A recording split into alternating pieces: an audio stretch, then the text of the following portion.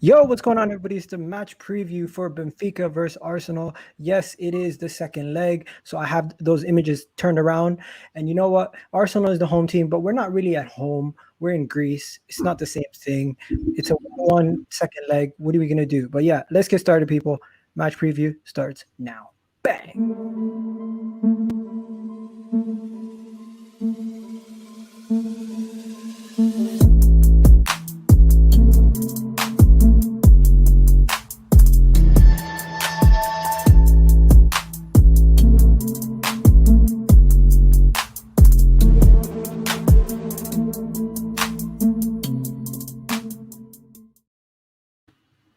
People, first things first, I just want to say big up to everybody who's here. We got Wax here. Guys, don't forget, smash the like button, do all of that. That's my guy. And then we got some here from what do you call it? Gold Diggers. I always struggle to say it. It's Gold Diggers, not Gold Diggers, guys. And then we got Bearded Gooner in the house. For you know where he's at. He's doing his thing with his Bearded Gooner Media, and he's also on Arsenal Inside Out. So guys, go check him out on. Why did I say Arsenal Inside Out? I'm sorry, I'm so confused. He's also on the same old Arsenal, right? He does the US version, the same old Arsenal, the US version. So yeah, today we're gonna go through everyone's teams. I got everyone's teams ready to go, guys. I got everyone's teams ready to go. You got Wax's team, you got Samantha's team, you got my team, you got Bearded Gooner's team. But first things first, we got to get to know who the panel are, what they are, who they support, how they got into supporting the club, and everything else. But you know what? Today we got only Arsenal fans, no rivals. So let's get started. I'm going to start with Bearded Gooner since he is the debutant today. Bearded Gooner, first of all, tell the people where you are in the world. Yeah, not exactly, but because you don't want no one knocking on your door. That's all right, man. You show up at my door, you're either getting a bullet or a beer, one of the two. It'll be, and I'll let you pick. So there you go. No, when you hear bullets, you know that's America. Let's go. Yeah, right. I'm Pittsburgh, Pennsylvania. I'm kind of East Coast to give folks an idea of where I'm at. Most people know Philadelphia in Pennsylvania. I'm on the other side of the state, west of that. So about 6 hours west of Philadelphia for me, but Pittsburgh, Pennsylvania. How'd you become an Arsenal fan all the way in Pittsburgh, Pennsylvania? When your main sport is the Philadelphia Eagles and the Sixers and the Pittsburgh Steelers. And I'm not a Philly fan. I'm not a Philly sports fan at all. It's I'm not actually even a Pittsburgh sports fan. The Steelers or the Pirates. I became an Arsenal fan. Bear with me here because it's a bit of a complicated story. So it used to be a TV show in America called the Wide World of Sports, and what it would show was more obscure sports like Olympic type sports, swimming, track and field. They'd show like obscure World Cup games from, different years and whatnot. But in '89, they actually rebroadcast the Arsenal-Liverpool game from Anfield, the 2-0 win. I was apparently enthralled by the accents of the commentators because they rebroadcast the English version of the game. And as my grandfather tells the story, I was entranced by their accent at 10 years old. So at some point, apparently, I realized that Arsenal could win what I thought was like the Super Bowl at the time. Obviously, I've learned how things work, but he somehow or other, I just really started rooting for Arsenal. He ended up writing a letter to the club. Remember, this is 1989, ladies and gentlemen. There is no such thing as internet. Like he had to get a tablet and a piece of paper and write a letter by hand, put it in an envelope and mail it to the club. By my birthday, which is in end of September, the club had sent me a scarf and a jersey along with a copy of a schedule so that I would at least know when they played. And then my grandfather basically kind of took it from there and made sure that I knew that they were playing, or that they did play, what the score was, did they win or lose, things like that. But he really nurtured something in me that he actually has absolutely no interest in whatsoever. So whenever I see my grandfather at Arsenal or on television here in America, and I'm like, hey, you want to watch the game with me? He's like, no, I'm good. Take the dog for a walk. So that's an amazing story, man. No desire to watch, but he nurtured it in me for sure.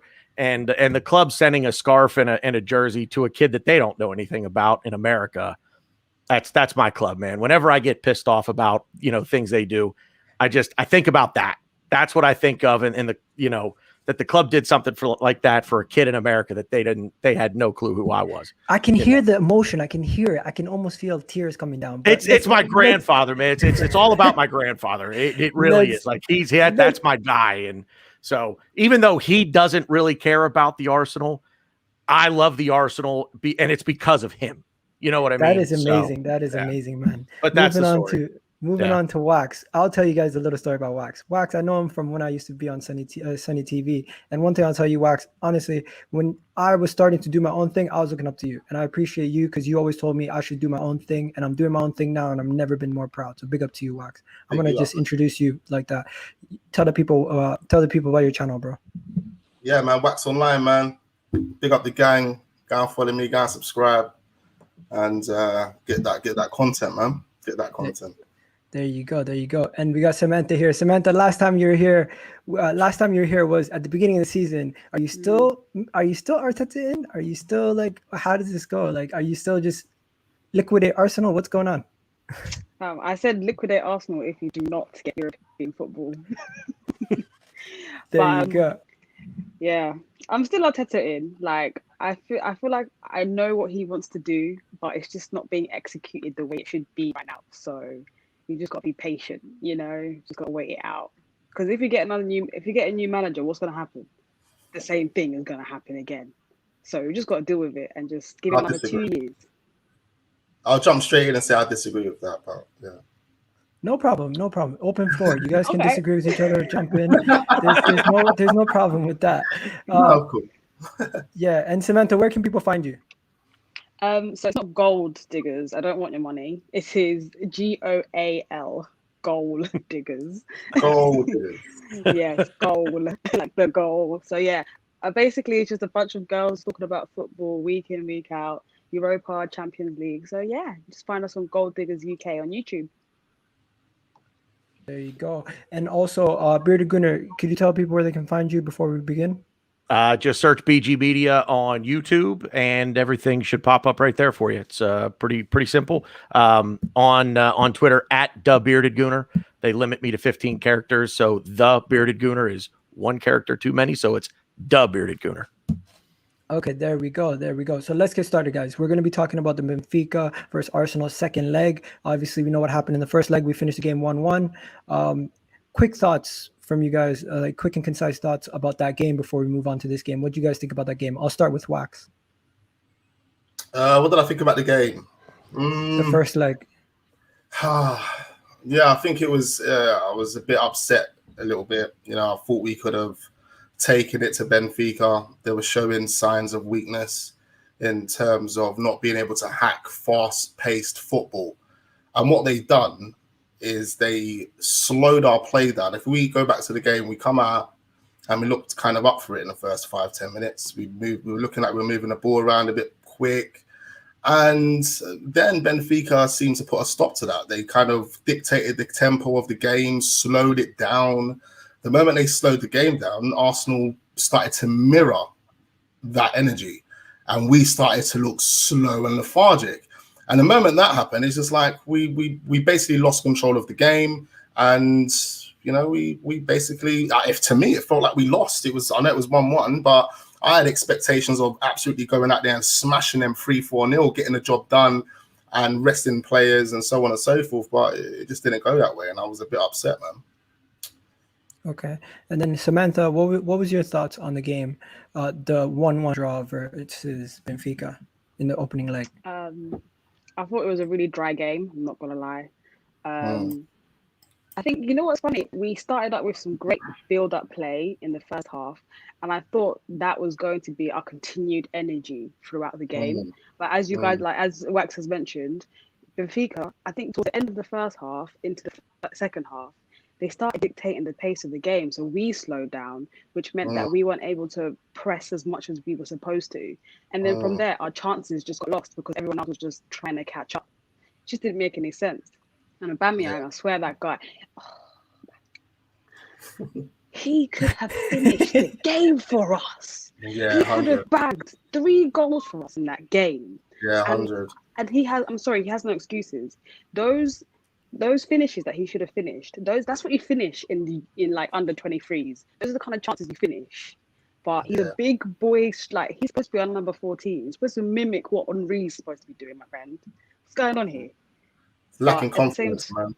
I Yeah. know, but at the same time, you like there's lacking confidence, and then there's being a player of that stature, having to keep that consistency. Like I understand, like confidence is a main issue. Like Martial's probably got massive confidence issues, cool, but at the same time, you've got to keep going. Like you've got to show people that I am an attacking player. Like I'm supposed to be Especially providing when you're the performances.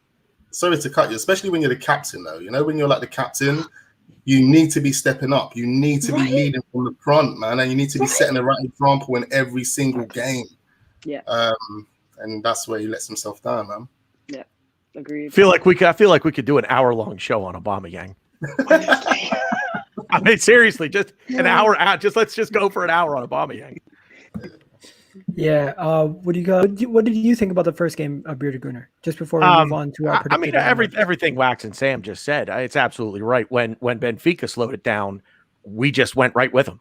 We're a club that seemed to really play to the level of our opponent, don't we? You know, when we're playing a lesser team, it's 1-0. But boy, it like now, not that we necessarily stepped up against City, but 1-0 to them. You know, and I don't want to get into the whole. You know, you get the point. But I kind of want to look at it like a heavyweight boxing match. You know, I think we went in knowing we were the favorite, knowing we were the heavy favorite, and we could just kind of knock them out with one blow. And we were just kind of dancing around. But then they get the penalty, they bury it, and now all of a sudden, like we just took their best jab, and we were staggered a little bit.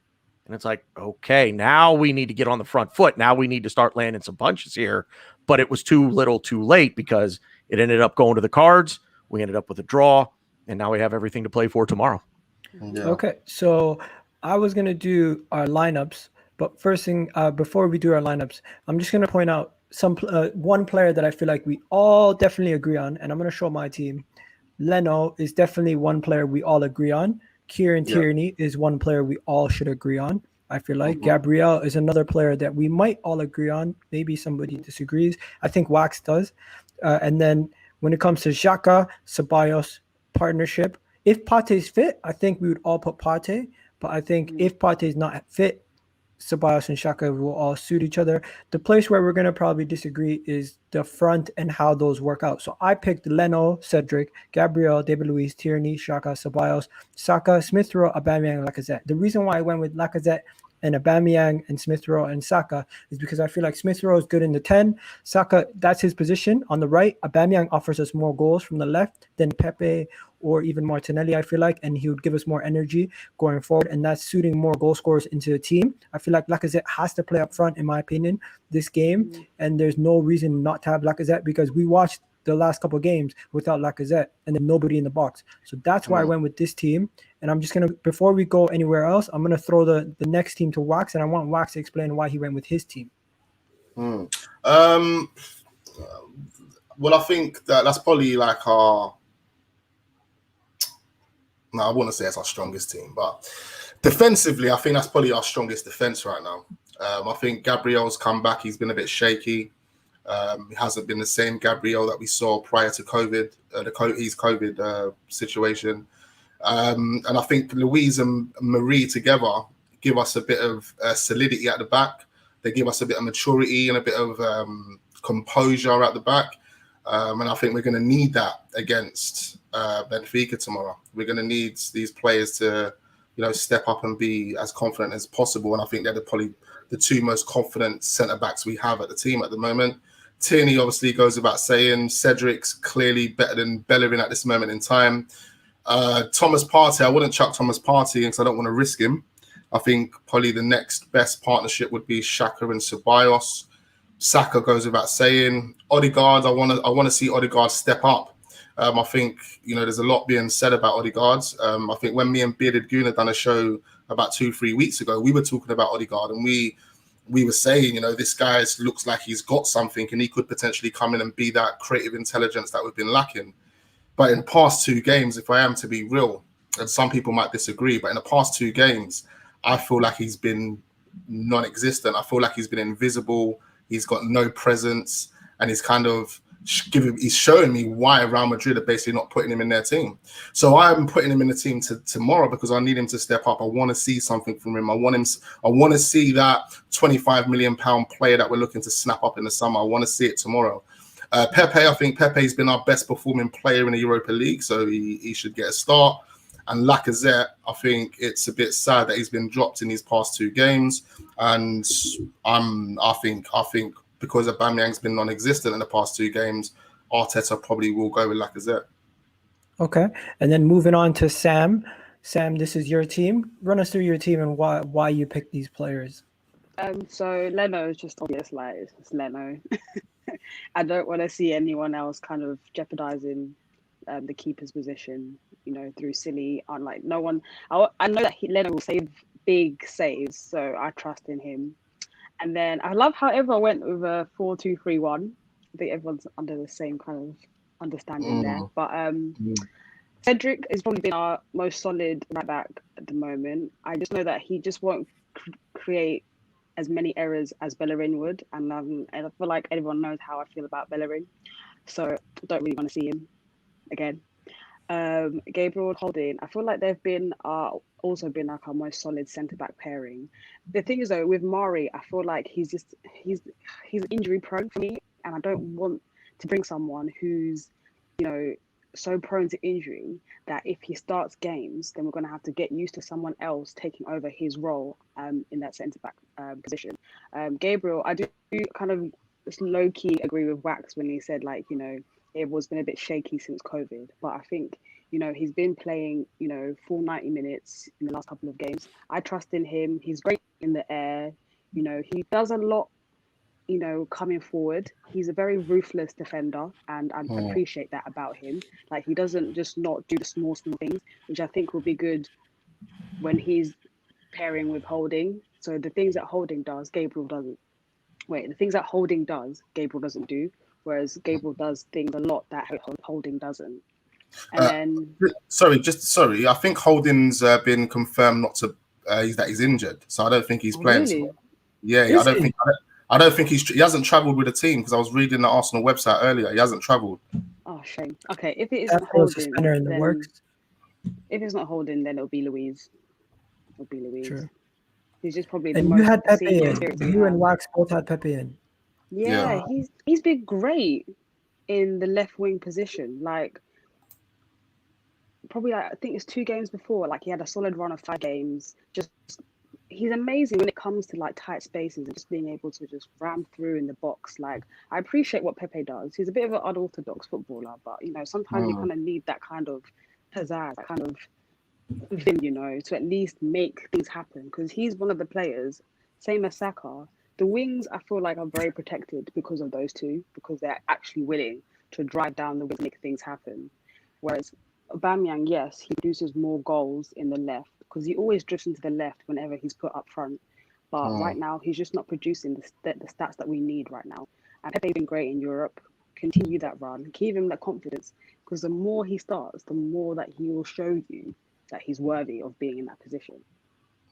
Okay. Now, just before we go on to Bearded Gunnar, you went with a completely different team. So I'm just going to name some of your players that were different from other people. You had Thomas Partey in your team, Odegaard and Smith Rowe with Lacazette in the team. You had Holding and Gabriel, which is slightly different from all of us. Surprisingly, none of us picked Bellerin.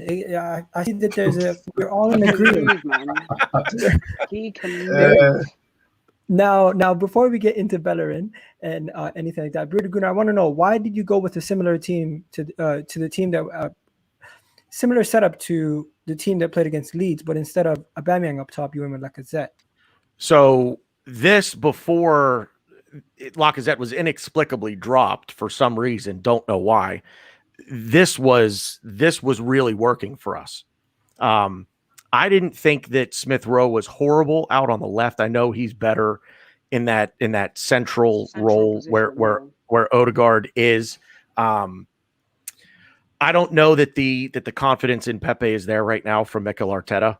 So and kind of based on what I saw from him against City on Sunday, it's kind of that's the two reasons why I'm going with Smith Rowe and not Partey. Lacazette and Aubameyang, like I said, we could do an hour-long show on Aubameyang. The body language for me is what's really troubling with him. He just doesn't look interested. He just doesn't look like he can be bothered right now to put in 100%. Missing a couple of easy ones. That messes with the confidence, but you got to pull him aside, put your arm around him and just say, look, man, you're one of the best in the world. You're going to miss some every now and then. You're not going to be perfect. Don't let it get you down. Let's put it behind us and let's move on. But I'm putting Partey in there, and Wax, your point was well taken. If you don't necessarily want to risk him, but I'm a little different, where I'm of the mind that if you train and you pass the fitness, then get back out there. I mean, at some point, to me, you're going to risk it at some point. So I'm saying if the physios give me a clean bill of health on him, I'm starting him, and I actually do want to change something. I'm dropping Xhaka, and I'm subbing in Ceballos for Xhaka. I thought about that after, and quite frankly, I have the thing here ready to send you in the DM that you and I had going, Egal, and I never sent it. But and that has more to do with just trying to give Xhaka a break. He has played well, and he has played a lot of minutes lately. And I would actually very much like to see Danny Ceballos and Thomas Partey in a midfield pivot and see how that looks. So so I just wanted to move on and go. Who scored predicted this lineup, which is Leno, Cedric, Luiz, Gabriel, Tierney, Ceballos, Xhaka, Aubameyang, Smith Rowe, Pepe, no Saka, surprisingly, and Lacazette. I don't see Saka getting dropped in no way. But whose lineup's that? Who scored? Who scored? Okay. The website. Yeah, that's interesting. There's no way I'm putting Saka. It's an interesting lineup because this is not a game for Saka to miss. Like, this is Saka's game. Yeah. He's the one that scored for us in the first leg. You think we're dropping him? Yeah, exactly.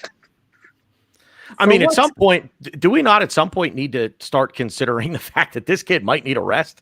He definitely does. Yeah, it's just with the fixtures that we have coming up, man. It's like, where do you rest calculate it? Yeah, where exactly? You know what? I would personally play him tomorrow and then rest him on the Premier League, because you've got to bear in mind right now where we're at in the Premier League.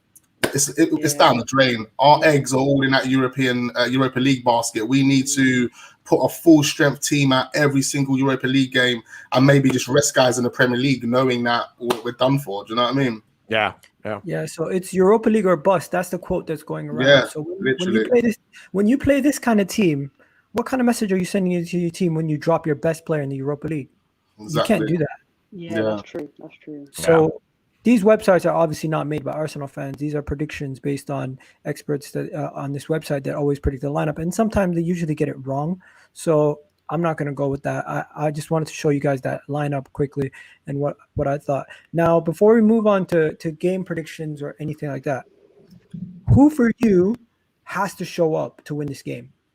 And everyone try to pick somebody different if the yours is already taken.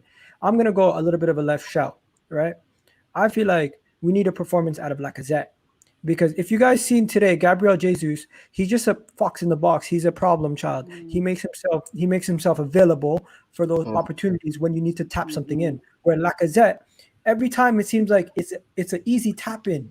He's not brave enough to put himself on the line. You need to be able to risk yourself, your whole body, risk yourself for a goal. We need a goal in a tight game. I'm gonna see Jesus do acrobatic moves to try to get his leg on in the way so the ball goes in the net.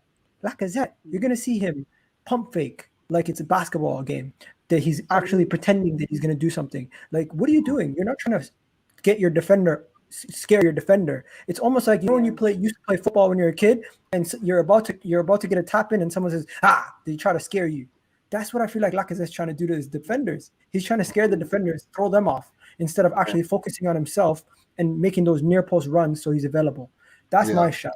My shot is Lacazette. I think Lacazette needs to just be a bit more simple. I think he's doing a bit too much, or he tries to do a bit too much, and that's where he loses himself. Because when he's trying to be an attacking midfielder, he wants to be a striker, he wants to be this, he wants to be that.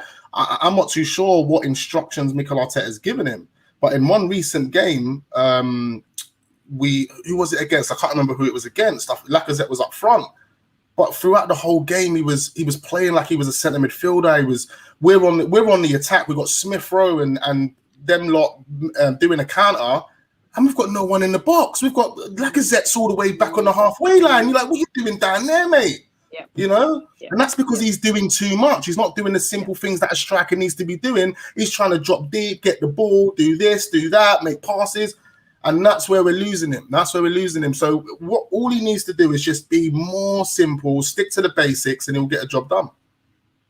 Okay. I think that's a shout for the whole team, in my opinion. Yeah. Stop trying to be so fancy. Stop trying to make everything a Sports Center highlight, and just play the game. Just be Sky. Yeah, sorry. But yeah, just be simple. Just be simple. It's all about fundamentals and the basics. Exactly. Do I have a different shout as which player needs to show No, up? like a key player that you think needs to show up, because I'm saying Lacazette needs to show up. I'm not gonna lie, everyone needs to show up. I was gonna say the same thing. Everyone needs to show up. So you guys take it. I'm gonna let Wax man to take this one. Everyone needs to show up here. Everyone needs to remember, that this is our only chance. 1, to get a trophy, and 2, to get back into CL football. Okay.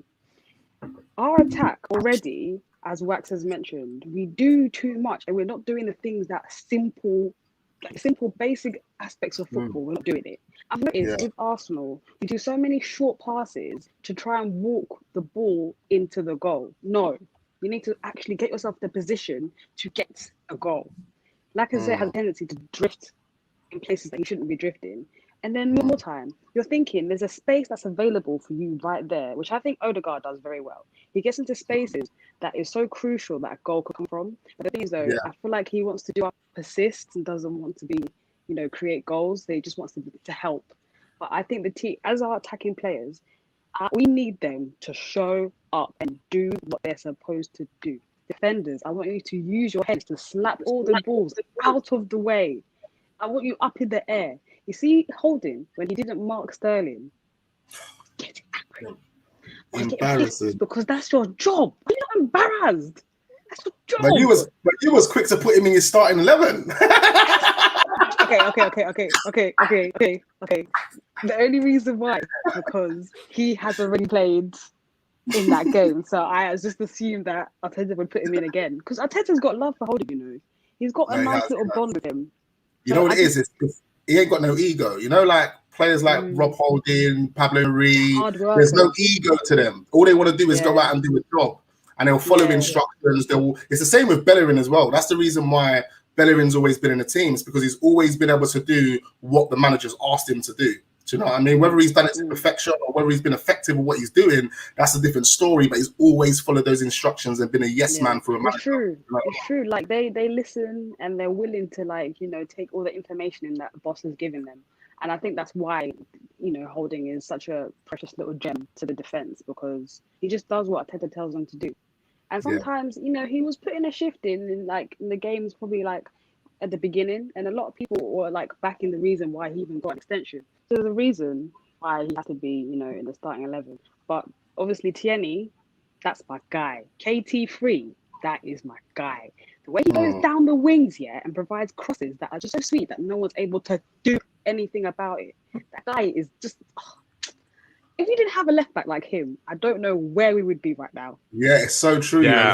He has been a savior. He has been. Yep. He's been a savior, and he works so hard on that pitch. When I say he's the one that runs around the most, but Bellerin doesn't want to pass to anyone. Yeah. Yeah. 1 second. Let me just note something in the comment section. Guys talking about my old comments about Van Persie in the academy. I misunderstood the question. I've made a mistake. People make mistakes. People say say the wrong thing sometimes. Yeah, I said the wrong thing. I'm never. You guys keep bringing it up. Keep bringing it up. I don't care. Now, moving on to the next thing, saying stick to ice hockey. You know what? The Maple Leafs are doing well. I don't care what you guys say. I watch hockey. I enjoy hockey. Next time I stream, I might as well wear my hockey shirt. So you guys keep talking shit. And I'll come on that show and I'll wear a hockey jersey with you. There you go. Now, Wax. If you were to pick everyone, who would you pick specifically for someone that you need to step up? Odegaard. Odegaard. Odegaard straight away. I want to see more from Odegaard. You know what it is, because I've got high hopes. One second. Sam has to go. Before she goes, I just want to get your prediction, Sam, because you said you have to go soon, right? Because it's been already 30 minutes. Yeah. No, I can stay for another 10 minutes. It's cool. Okay, no problem. Perfect. Yeah. Go ahead, Wes. Yes. I was gonna say Odegaard because I've got high hopes for Odegaard, as well as that we're already looking at trying to potentially get him on a permanent deal in the summer. So I want to see him show improve. I agree with some of the things that you guys have said. He has found tremendous space on the pitch, and he does look like he knows what he wants to do. But there's so much more that I want to see. I want to see him calling for the ball. I want to see him determined. I want to see him grab the ball and try and make something happen. I haven't seen that. So yeah, Odegaard for me is that guy that needs to show improve tomorrow, man. Sam, people in the comments are asking you to stay. So you picked Odegaard. Sam picked everyone, but then pointed on Kieran Tierney being the most important, probably, right? Correct? And then Bearded Gunnar, who would you say is your guy that you need to step up? Well, so I need to qualify this because I didn't put him in the graphic that you had, and I didn't get the message to you to change it. The guy that I want to see tomorrow is the same guy that was my man of the match a week ago, and that's Dani Ceballos.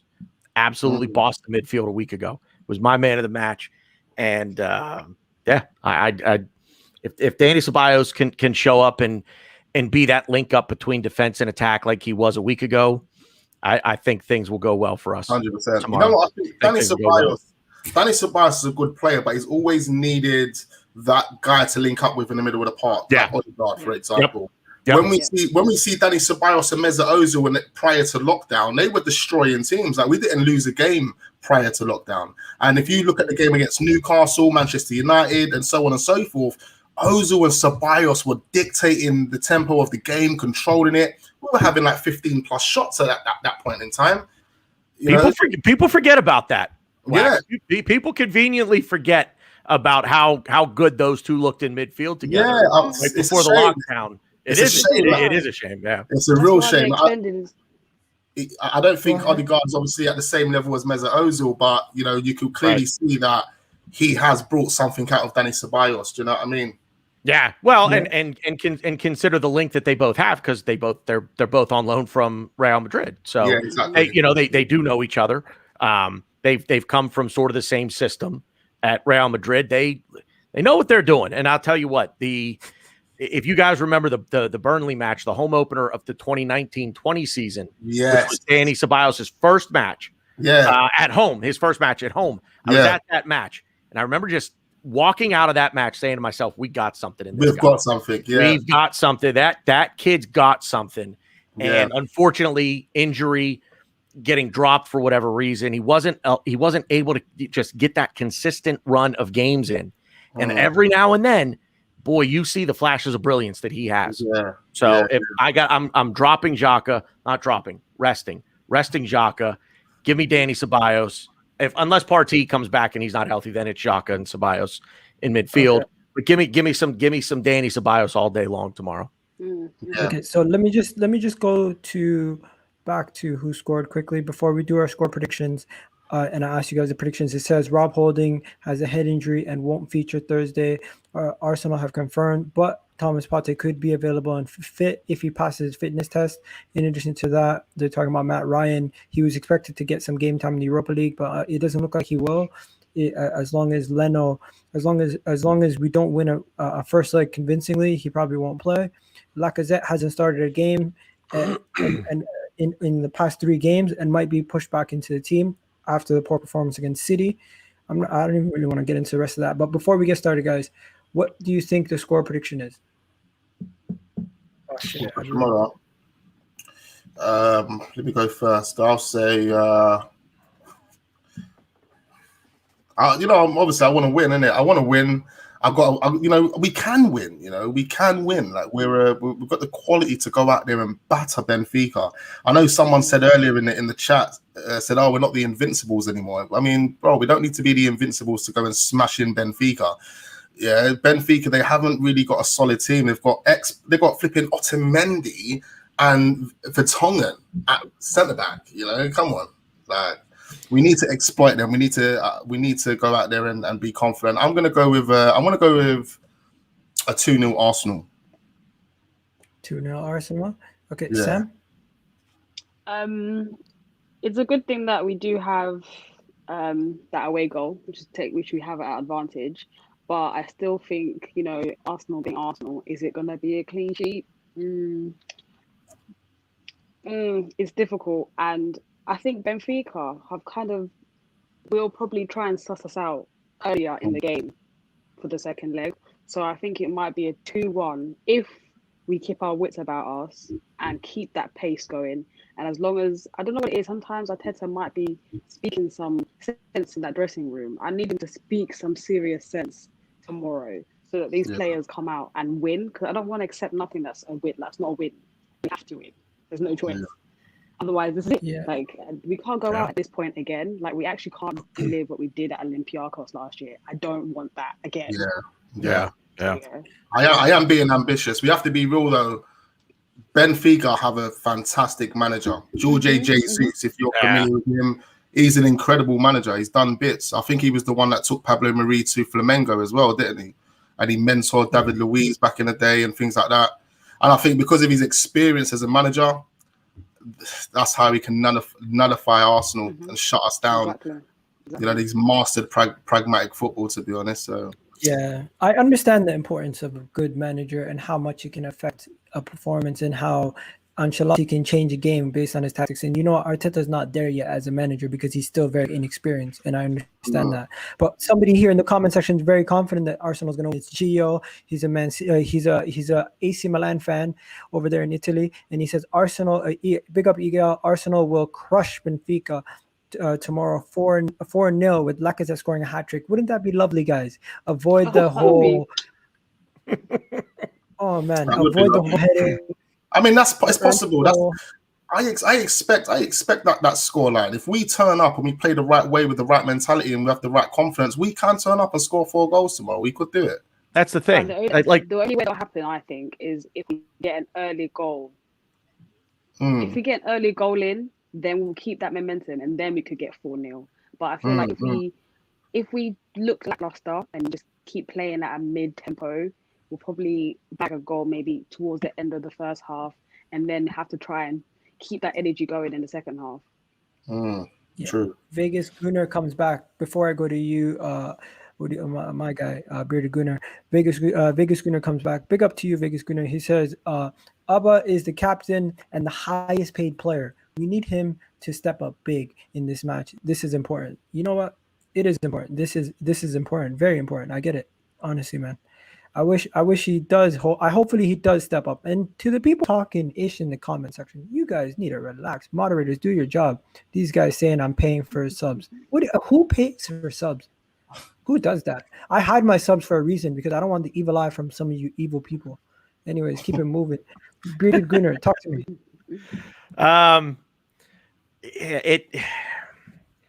If Benfica come out on the front foot tomorrow and try to get that away goal and level us there, it's going to be a bit nervy.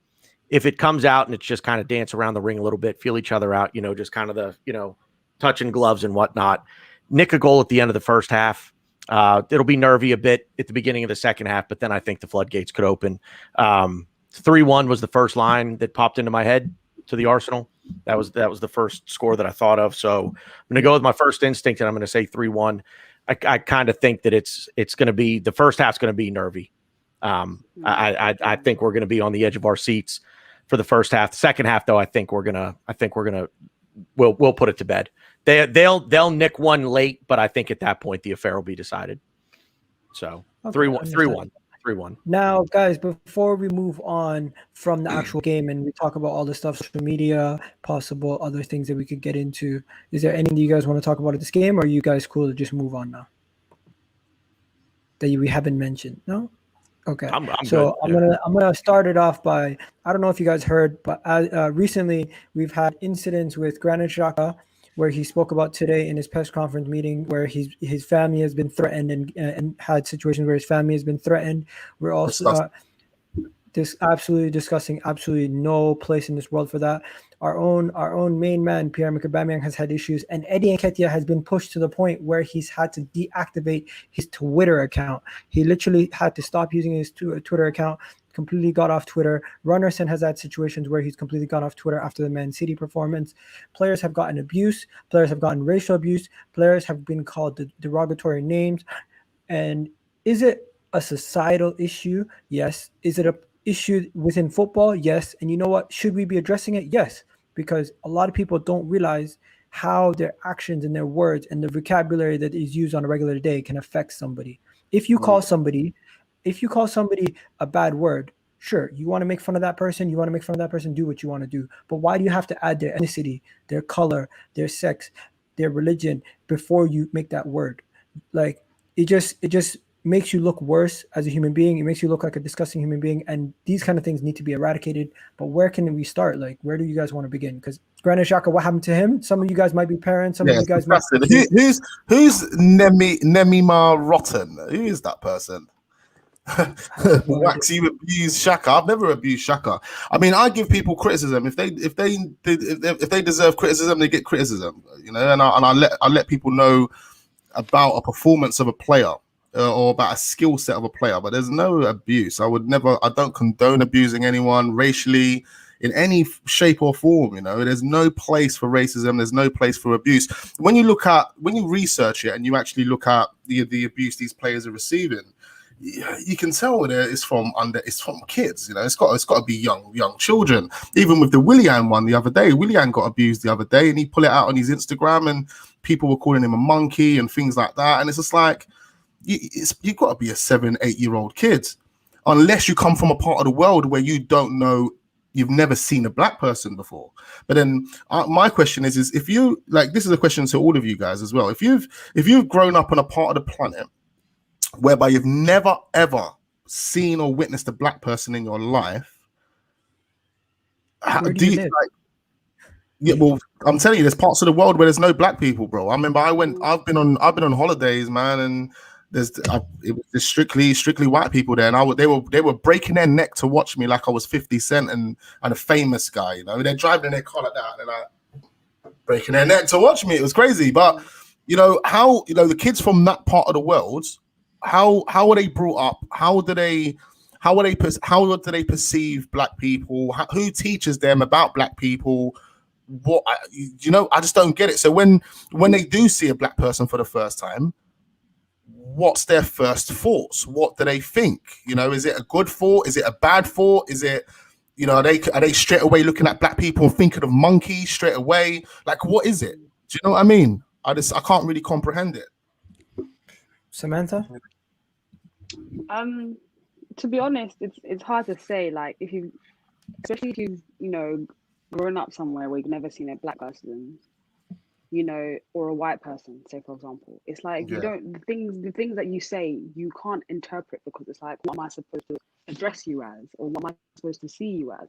But the thing is, though, we're all well educated enough to do the right thing and actually look at sources that we have out there, resources to tell us what is right and what is wrong.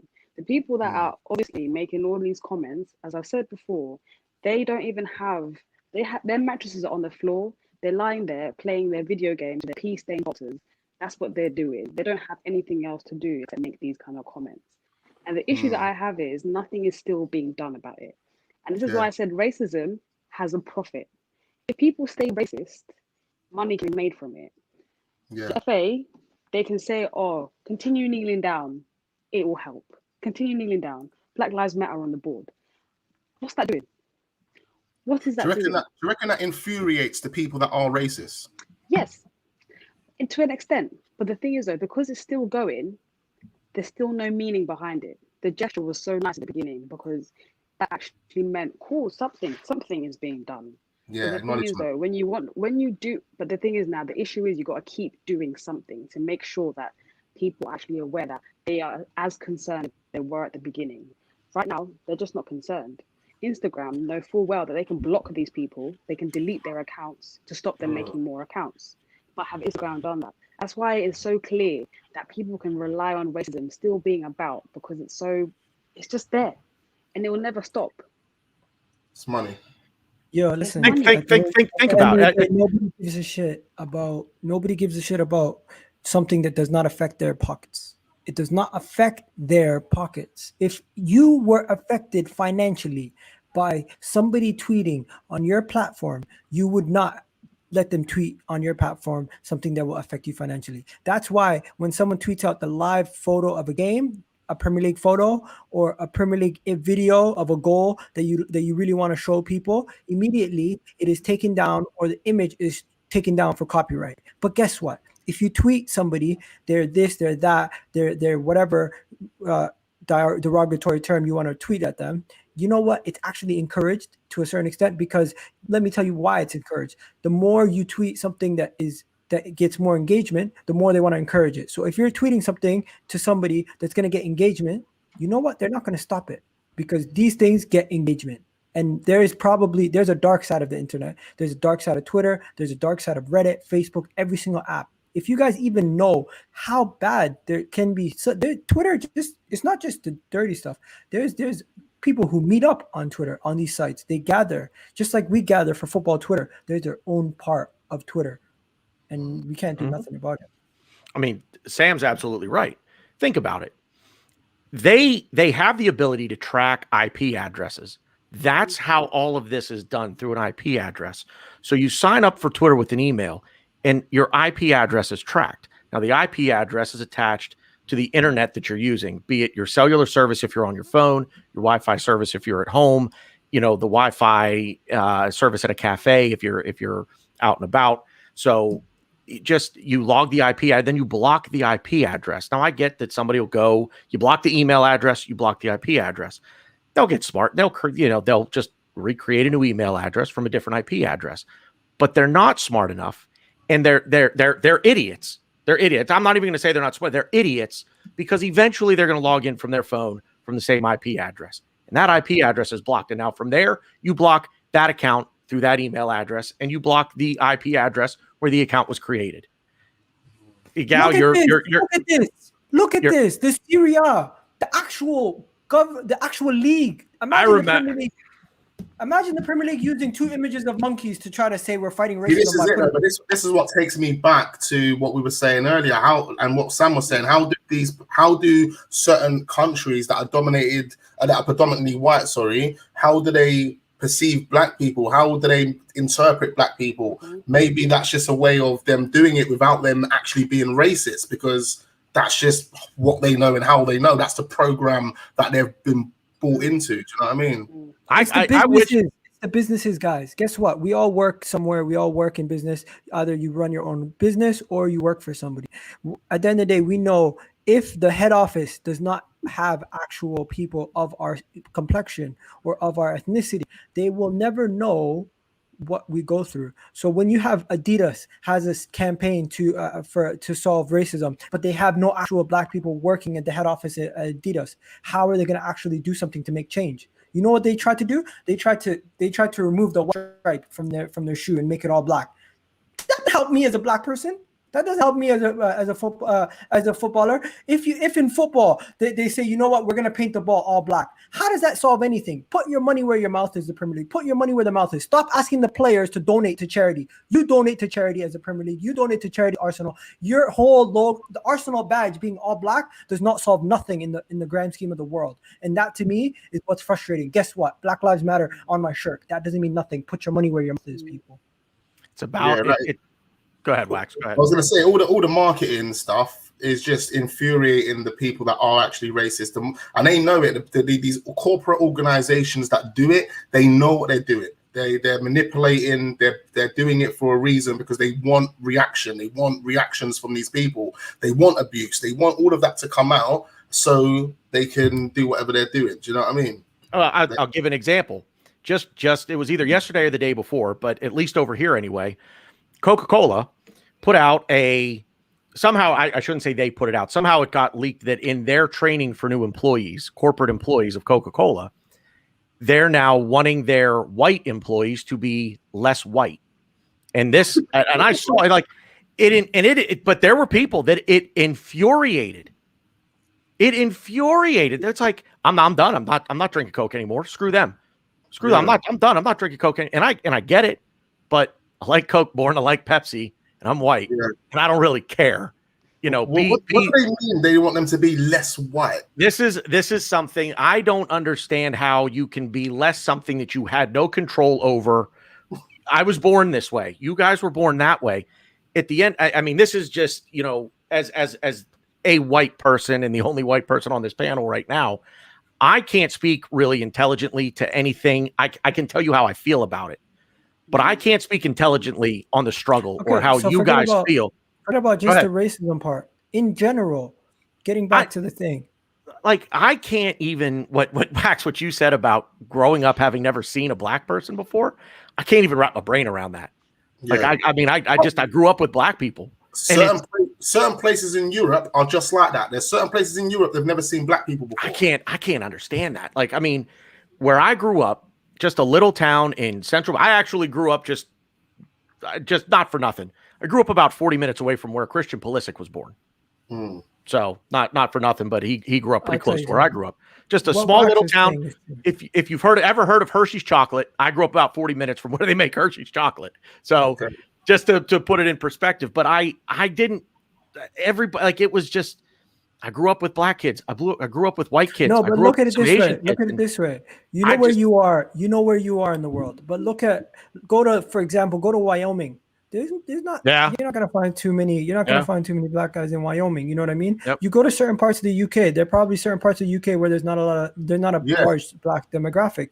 Even within the UK. Like let me give you an example. You go to Jersey, which is one of the islands, on the south coast of the UK. Do you think there's a lot of mixed people, or even black people, or any ethnic background? Millionaires over there, mate. Millionaires over there. Yeah. So just saying. Now, moving back to the aqua football thing, how can us fans make a change? Because we have our own issues with the club. We have our own issues with Arsenal's performance on the pitch. But look, to be honest, if we want to put an end to racism, a new program has to be adopted.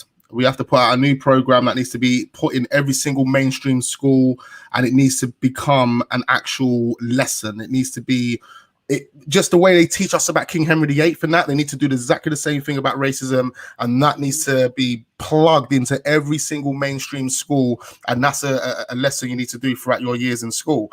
And that should help prevent. But you know what's going to happen? The same thing that's happening with sex education, where parents are mad and they're saying this should not be taught in our schools. The opposite will happen, where there's going to be people saying the same thing with that. But the issue is, it needs to be done. It needs to be done, regardless of the fact of if it's going to affect, my child in this way. Sex education is needed the same way as racism is needed. Yeah. As Wax said, the way you're teaching me about the Tudors, what have they done for what does it do for our lives? You're telling me about King Henry VIII. Like, you're telling me about King Henry VIII and all these people that was chopping wives' heads off. I get it, but what does it do for my life today? Exactly. It doesn't benefit me whatsoever. So, guys, try to bring it back to football. What's going on at Arsenal? Because we're getting into a life politics and political stuff, and I'm part of this too, so I need to apologize also. Let's go back to football. At Arsenal and the fan base, what can we do within ourselves? The players need to be protected as much as they can, because there's only so much that they can do to protect themselves.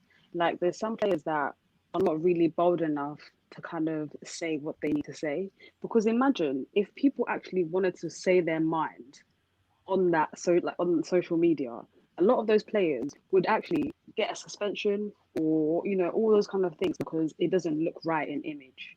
This is the problem, and those players need to be protected in whatever source that they can be, because your wife and your child are being threatened, and you're telling me I can't say anything about it without having repercussions. They need to be protected whatever way they can be, no matter how they say it. Eddie is a young boy, and I know he's trying to ball out as much as he can without having, so much social media influence and all these kind of life situations happening. Yeah. But he shouldn't be afraid of saying what he wants to say. He's actually a young black footballer trying to make it. That's all he's trying to do. But people are out here saying, "Oh, don't play for my team. You're this." Players are weaker. What is this guy talking about in the chat? It's not that the players are weaker. It's that social media has allowed. Social media has allowed everyone's voice to be heard. And you know what? If you don't like somebody, you can message them directly, and you know what? They might actually see it. It's not like how it used to be. Remember when we grew up, we used to see somebody on the TV, we would never have a way to contact them. Now, if you see someone on the TV, you can message them. So what are these guys talking about? Let me. Can I ask a question? And I hesitate to ask the question only because I don't want it to be taken the wrong way, but I'm going to ask the question. The one thing that I hear in America is have the conversation. And the one thing that I've been told is that if I'm afraid to have a conversation about racism as a white man, maybe I'm racist. Well, I'm not afraid to have the conversation because I know who I am. One thing that I thought of is this, and I'm going to take a page out of Marcus Rashford's book. By the way, that dude might be my favorite footballer right now. I don't care that he doesn't play for Arsenal. I absolutely love Marcus Rashford. True. He was abused a little bit, and it was right before United came to Arsenal, and he was abused on social media. And one thing that he said is, I'm not going to put out what was said because it's not worth it. That won't matter. And all I'm doing, and this is the point I want to make, is I'm glorifying the abuser.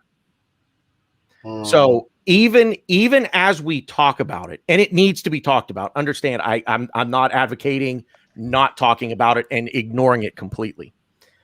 But as we talk about it, even if we don't mention the name of the person that said whatever they said, or we don't retweet whatever it is that they said, we don't put them up in lights, but we simply mention it. I think to a degree that person, like Sam said, sitting on the mattress in mom and dad's basement playing goofy video games and, whatever it is they're doing, but they get a kick out of that. They get a thrill out of it because they think to themselves, they're talking about me. I've gone so over the top with my comment that they're now talking about me. Now, they didn't say my name. They didn't put my tweet up there in lights, but I know they're talking about me. And that's enough to give them the gratification that emboldens them to continue doing it. And I wish I had the answer to that, because that's the bully. And what do you do to the bully? You bully the bully. Punch the bully right in the mouth, and the bully's going to stop. I promise you that. But unfortunately, we can't, can't do that. So how do we cyber punch the bully in the mouth when these things happen? I like I said, I wish I had an answer to it, but yeah, I wish there was a tech giant that made an alternative for Twitter or alternative for one of these apps that actually fought against all these different things and only made it that if you could sign up, it had to be like a Bet365 where you have to show some sort of ID. And then you know what? A lot of people wouldn't sign up to it. But guess what? If it became trending, believe me, if something's trending, everyone's signing up for it. It doesn't matter if it's TikTok and you never use it. You're signing up for TikTok, even though you don't use it probably. You're signing up for Rizzler. Whatever the app is that's trending, you're going to sign up for it. If this happened, it would be trending. But yeah, moving back to football, getting back to everything with football. Now, we have a situation at the club. There might be a new owner. Let's just talk. Do you guys even think this could ever happen? Having the richest African in the world playing a Premier League team, with talking about what we just spoke about racism, don't you think they would probably put a stop to it? It wouldn't happen because they're already trying to get rid of Roman Abramovich based on his background. Yeah, I mean, no one can put a stop to it other than Stan Kroenke, because Stan Kroenke's company is either he sells to a black man or he doesn't. Do you know what I mean? But I don't see there being no issue with it. I don't think Stan. I don't know if Stan's a racist. I don't think he is. I think he will sell. If he wants to sell, he's going to sell. Aliko Dangote, he seems, from what he's saying, he seems genuine. He seems like someone that actually wants to come in and make a difference at Arsenal. He is a supporter of the club, has been for quite many years. So he's got more passion than what Stan Kroenke would have. Is it true? Is he going to come in and make it happen? I don't know.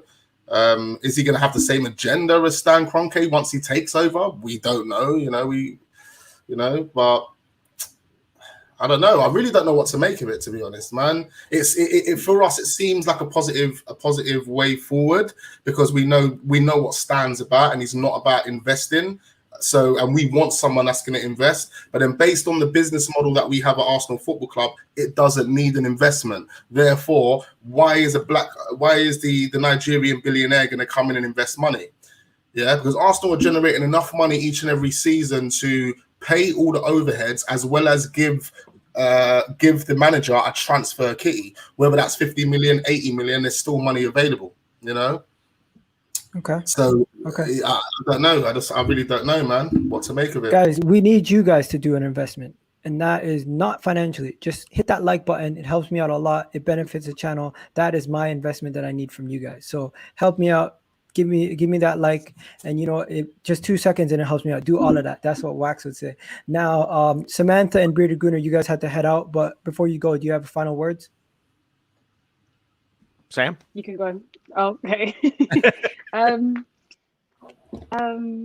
Well, it would be nice to have a new owner, because we already know the position that Stan has with us. He doesn't really care about us.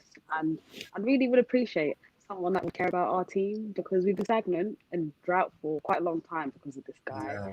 And I feel like they want to see us fail for them to be like, to take us seriously. Like, I feel like he wants us to actually be 10th for a reason. Then he can be like, oh, I can take Arsenal. Okay, I see it now. They need something from us. But the thing is, I hate the fact that people think we're broke boys. We're not. We're actually not. We generate a lot of money. It's a club's ambition to be self-sustainable. We're lucky to be in a position that we are as a football club. Do you know what I mean? The problem with us is that we've had incompetent board members that have been buying deadwood players, spending big money, and this is where you can't actually blame Stan, because if you look at, like me and you were going on about before, Bearded Guna, in regards to how much money Stan Kroenke has actually allocated Arsenal since he's been the full owner. So since 2018 up until now, he's allocated Arsenal in transfer fees near enough 300 million.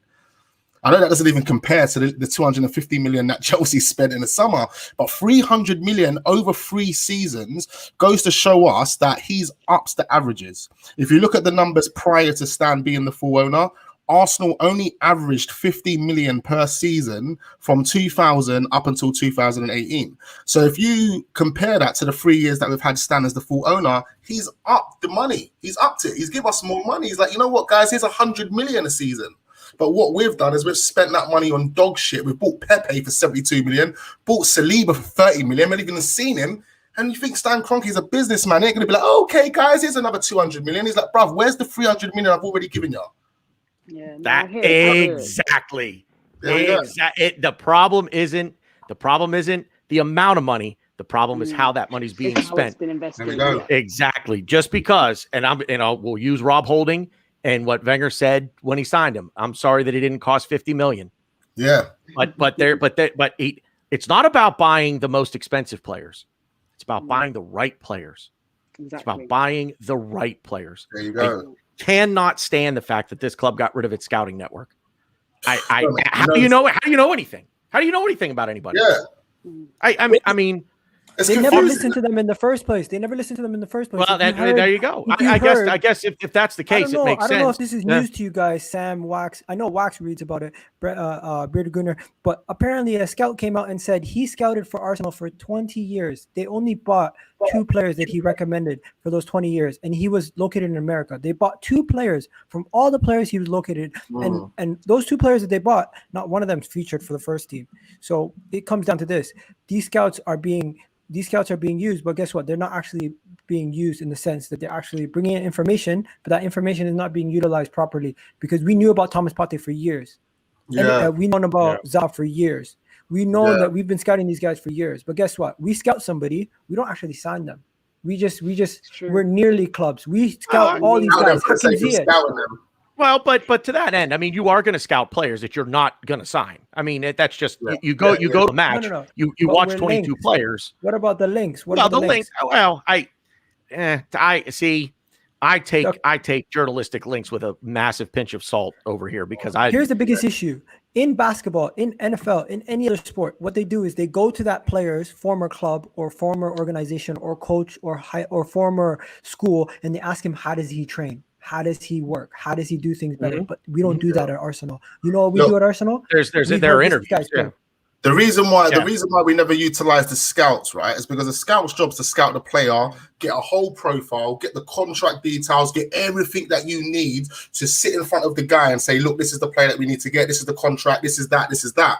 Arsenal have always tried to side foot fees. They've tried to sidestep money. And it's like, Sven Mislintat, big up the Gunnar Express, because he said they didn't listen to Sven Mislintat when he was here. Now that's bang on the money. Sven Mislintat came to bring us the quality. He come inspired by Wenger. They was going to work and they was going to create something magic. Then we come to realize and now we don't even actually have a real budget for the players that I'm scouting. You know, we've got Raul Sanelli, or whatever his surname is, telling him, oh, no, we're going through my agency book and that's that, you know? And so what am I doing here as a scout? And that's why Sven walked out. He walked out. I was like, this is not the club for me, man. Yeah, I don't blame him for that at all. Just 1 second, guys. I just want to say something. Sam, Bearded, Gunnar, Wax, you guys can stay or leave if you have to go, but I'm just gonna bring some guys on. I'm gonna have to. I'm gonna dip out, guys. So no problem. Thanks for coming on. Honestly, appreciate it. You guys took up an hour of your time for me. I appreciate it genuinely. Thank you. Thank you, guys. Thanks, guys. Good chat. We'll talk soon.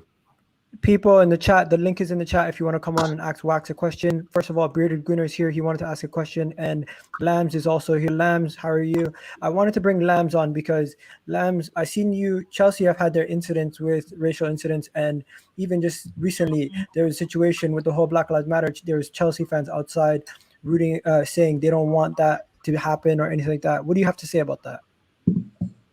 That they don't want what to happen? No, like the social media abuse that Rudiger was getting with the monkeys. Oh, yeah.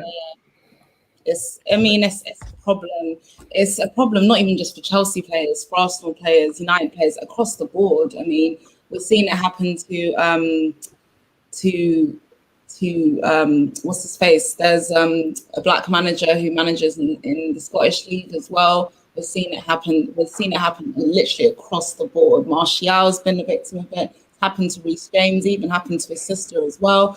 And it's just, I do agree with what Bearded Gunnar was saying earlier, in the sense where there does have to be some kind of way which we can track these people, like provide some sort of ID, because at the end of the day, that's the only way it's going to be. And if Twitter, Instagram, all of these big platforms start to implement these rules, and people think, okay, forget it, I'm just going to end my account, I'm just going to block my account, then once they see that, like you said, people are jumping onto the trend, they'll realize, okay, well, you know, if I have good intentions, then let me use this for good intentions. Because if you know there's going to be consequences to actions, you're not going to go and spread hate or racism, even if that is how you feel, because you know there's consequences to your actions. Right now, there's no consequences to your actions. There's known people like John Terry, big John Terry, yeah? We know what he done. We know what he said. There's video proof of what he said. And look at my guy, he's assistant manager to Dean Smith. That's his reward, not his punishment. And this is my point. I think because the consequences don't fit the crime, people are it's going to keep on happening. It's going to keep on happening. There's no consequences for their actions. And that's what needs to change. If people understand that they're going to be fined, there's going to be a criminal record, there's going to be some sort of consequence that they're going to have to endure, they'll think twice. Even if they genuinely feel, I hate black people, I think this and that, they won't say it. They won't express it on a public platform like that, because they'll know that means you've lost your job. That probably means that'll go on your record. That'll make your life difficult to get a job in the future. Or like all of these things that will affect your livelihood, your bag. Once that starts affecting that, people start thinking twice about how they act. But until that happens, it's going to keep on going, guys. Bang on, smashed it. And I'll tell you this as well, yeah. Sorry, hi everyone. You know what I mean? What's going on, man? Wax online, man. You're a dope guy, man. Half the things you were saying, I proper agree with, bro. Love my guy, love. But seriously, what you just said about affecting the money, I look at it and I think, oh, this is another thing. Wax, you said that everyone should come together and make some sort of social media platform. Okay, their own type of platform where only exclusive people can go, or not even so much exclusive people. It could be open to the world, all right? But it will be funded by minorities, I'm guessing I'm going to say, all right? The second that happens and everybody starts going, everybody that's been abused online says, you know what, I'm done with Twitter. I'm actually done. I'm done with Instagrams. I'm done with the racist side of Facebooks, Reddits, or whatnot. And they actually put that kind of work. I mean, they've got enough money to do that. They could easily fund it. If every black person that is a sports personality who actually has an actual name to themselves said, you know what, I'm done with Twitter, I'm leaving, I'm never coming back on it again. And I'm talking about every sports personality. They all left. Do you know how much this would hurt Twitter in their pockets? Yeah. So the thing is, if they've done that, though, it'll probably hurt themselves financially. You have to remember, a lot of these personalities, they care about their finances more than they care about anything else. I think the most important thing, and I agree with what you were saying there, is the best way to eradicate this problem for futures to come, or for years to come, is by implementing this in schools. You have to go. You have 100%, to go into the mainstream schools. 100%. They need to be taught about racism like they're taught about maths. You're sitting there teaching me maths. I know they tried to do it before. They were teaching Black history, but you do that once a year. We need to do it. It needs to be like an everyday lesson. Do you know what I mean? We get a month. You're right. One month. Can I say one thing? The guy who commented this, listen. Even saying the word sellout, I don't even agree with that. Just leave it. Just leave it. If you don't have nothing nice to say about someone, leave it. There's no point of making it worse. That in itself, I don't agree with. So just drop it. See, that's the kind of attitude that just continues this vicious cycle when we respond to hateful people in the same hateful way. And it's that we have to rise above that to show people, okay, you've said something that I don't agree with. I'm not going to then stoop to your level and insult or spread hate or abuse, because that's exactly what we're trying to cut out. That's exactly what we're trying to stop, unnecessary. And then at the end of the day, it's unfair to call somebody a sellout because you don't know their circumstances. But I'm pretty sure the guy suffered so much abuse. All he wanted to do was fit in at the end of the day. And at the end of the day, that's not what it's about, mate. It's not about being black and calling somebody a sellout or white. It's just there's no need. Negativity breeds more negativity. These kind of words that we use, we have to be smart with our choice of words. You can say he let you down. You don't have to say he's a sellout. You don't have to say he's betraying the black people or anything like that. You don't have to say anything like that. And his circumstances, so it's unfair of us to make an assessment like that without understanding the facts. That's what it is. You don't have all the facts. You can't really draw an accurate conclusion or make an assumption without having the facts. 100%. 100%. I want to bring up another thing as well, what you guys were saying about Dangote, about him possibly taking over Arsenal.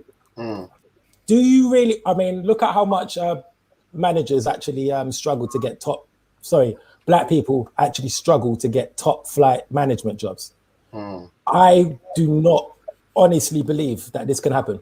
Only because of the simple fact that, don't get me wrong, oh my God, I'll cut off my left foot for it. But the fact is, to have that much power in a club the size of Arsenal's. I mean, look what happened when Newcastle nearly had a buyout, wasn't it? Wasn't it from oil mercenaries, people that sold oil? Look at Chelsea. He's not black, but he's a different ethnicity, and they want him out. They want him out, gone. What Chelsea fans want Roman gone? No, not Chelsea fans. The Premier League want him out. The Premier League want him gone because apparently, because he's friends with Putin. He's friends with Putin. He's good friends with Putin. He's affecting the brand negatively in a way, or something like that. They don't want him in the country. First of all, the government won't allow him in the country. They won't let him get a visa. Wasn't he banned at one point? He had to get an Israeli visa. He was banned. He was banned at one point. He wasn't allowed in the country. That's why you never saw him at games anymore. Enough about Chelsea. Let's get back to the actual issue. It's not only racism. It's abuse that can be nationalistic. It can be a situation where you're making fun of Shaka because he's Albanian, and 100%. People calling him a Nazi, people making some disgusting terms to our players and people that some people look up to. And you know what? Granit Xhaka said something. If you ask these people and sat down with them, what makes them say what they say? What makes them type what they type? What makes them? Is it even uneducated, or is it they know what they're doing? No, I really believe that a lot of these guys are uneducated, and this is the reason why we have to, put these programs in schools. It has to start with these infants, and then it works its way up from there. But that's what it is. It's people being uneducated, not understanding the culture, not understanding, that we're all human and we're all this. Do you know what I mean? It's just real fickle people, man, to be honest. 100%. I think people know what they're saying is racist and hurtful, I think the way they look at it in their mind is it's not that deep. Genuinely, that's what I think. I mean, you look at, do you remember when Chelsea went to, sorry to bring up Chelsea again, but do you remember when Chelsea went to Paris and threw off the Blackberry off a train? Do you remember? He tried to get on the train to go home. He's from Paris. They were there for the Champions League tie. They ended up kicking him off the train. Drogba plays for them. Makelele played for them. Ashley Cole. All of these players are in the Chelsea team. When they score, they celebrate these guys. But when they're in France and they see black people, they say stuff like, we don't like black people. I can't put myself in the mind of a racist person because I don't know how to. I mean, let's just look at France as a country. Current World Cup winner. Let's not get that far. Majority of that squad is black. You tell us, take out all the black players from the French squad. Where's your World Cup now?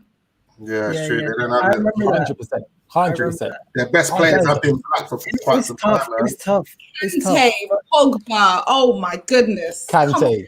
Guys, can I say something to you guys? Mbappe, and then you go back to players. You go back to Henry, David Trezeguet, and all those men as well. Like. Look at the players. Look at the players that are scapegoated at clubs. Look at players that are scapegoated at clubs. Paul Pogba, Mesut Ozil. Look at all these players that are scapegoated. It's not. There is a religious agenda against some players in the UK. Mo Salah, Mesut Ozil, Paul Pogba. They're Muslim players. And they're not white. They're not white. At the same time, let's pick them up. Mo Salah, what he's done at Liverpool, he has completely affected the way a whole city sees Muslim people. Him and Mane, as bad as sometimes you can do, you know what? Big up to Mo Salah. Because Mo Salah, what he's 100%. done is he's completely dropped Liverpool's their understanding of the religion, their understanding of how people are, their understanding their cultural appropriation. What Mo Salah has done for Liverpool and Mane has done for Liverpool, these guys have gone into that place, and in a span of 2 years, that city has dropped in their racial situations. I know it's funny that you say that though, because Mo Salah come out maybe about 2 weeks ago and said he doesn't feel loved in Liverpool. He come out about 2 weeks ago and said he doesn't feel loved in Liverpool. Wow, I didn't even. In the club or like the actual city or both? I'll actually find it now. I'll actually just type it because I know I read it on Twitter about 2 weeks ago, a week ago. What? Not feeling loved at Liverpool. Let's just type that in. 1 second. We got a West Ham fan here. Tom, what do you got to say on this before we go to Gunner Express? Hello, Tom, you there? You're muted. Tom.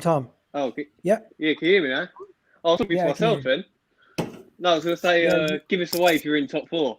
Hello. No, we're not. You guys aren't going with top four. West Ham's not getting top four.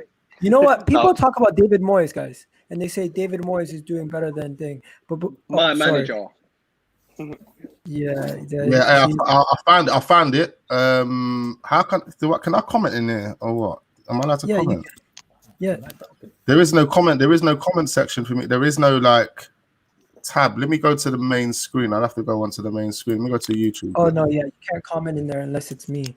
Unfortunately. Yeah. We got some other people here. Tom, so you just want to talk about West Ham. Today is not the day, bro. You know what I'm gonna do? I'm gonna get you on another day, okay, bro? No, I was going to talk about obviously what you were talking about in it because I thought I'd come in a bit of like lighten up the mood. But I was like, no, I'll bring it down to your level, innit? Because obviously it's sad, man. It's honestly, it upsets me, innit? Like I just think like it's just sad how the world is at the minute with all lockdown and everything. And it just brings out more pain in people when they go online. Like I don't really have social media, so unfortunately I have depression myself, and I took myself off social media and everything. So it affects people. Like I saw obviously the football terrorists, what they done with that kid. I agreed with it, and I didn't because I was like, obviously what he done was absolutely wrong. But for him, it's like that could affect him in the long run because everyone makes mistakes. Yeah, but it's like, as me, it's like obviously I don't want everyone to jump on that kid. I think they just should have just said what happened and then obviously focused on that. But no, it's horrible. I agree with Wax. So they should be teaching it in school. Like when I was younger, my mum and dad told me about everything because obviously I was brought up right, thankfully, innit? So yeah, it's just not good. Yeah, man. Thanks for coming on, Tom. Appreciate you, man. No worries, guys. You too. And then Gunner Express, what were you gonna say? I was just going to talk about the Dangote deal. Do you think it would ever happen? Yeah, but I think it's going to be very difficult.